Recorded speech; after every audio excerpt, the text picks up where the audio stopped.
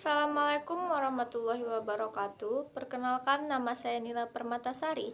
Di sini, saya akan menjelaskan tentang pelanggaran HAM di Indonesia. Pertama-tama, saya akan menjelaskan tentang pelanggaran hak asasi manusia. Pelanggaran hak asasi manusia adalah setiap perbuatan yang secara melawan hukum mengurangi, menghalangi, membatasi, atau mencabut hak asasi manusia. Pelanggaran HAM merupakan tindakan pelanggaran kemanusiaan, baik yang dilakukan oleh individu maupun oleh institusi negara terhadap hak asasi individu.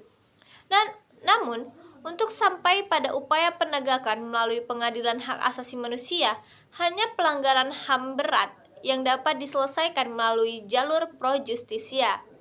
Hal ini tertuang dalam pasal 104 ayat 1 yang berbunyi, untuk mengadili pelanggaran hak asasi manusia yang berat dibentuk pengadilan hak asasi manusia di lingkungan pengadilan hukum.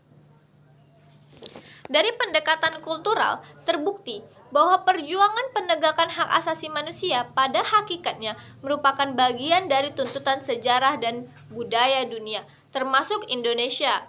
Oleh karena itu, memperjuangkan HAM sama dengan memperjuangkan budaya bangsa. Selanjutnya, saya akan memberikan beberapa contoh kasus pelanggaran HAM yang ada di Indonesia. Yang pertama adalah kasus pembunuhan Marsinah.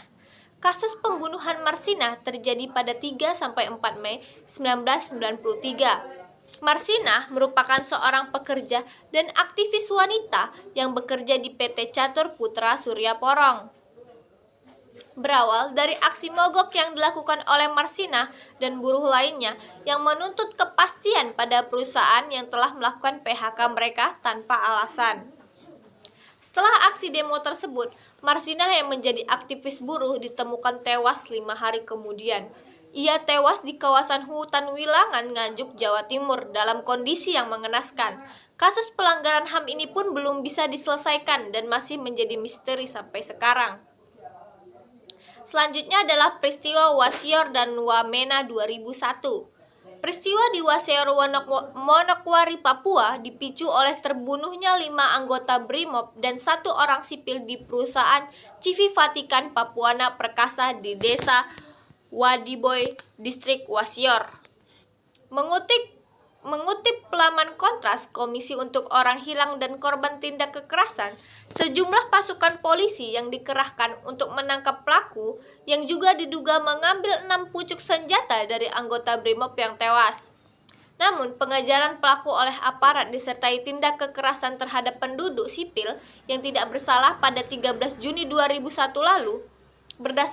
Berdasarkan laporan Kontras, tercatat 4 orang tewas, 1 orang mengalami kekerasan seksual, 5 orang hilang, dan 39 disiksa.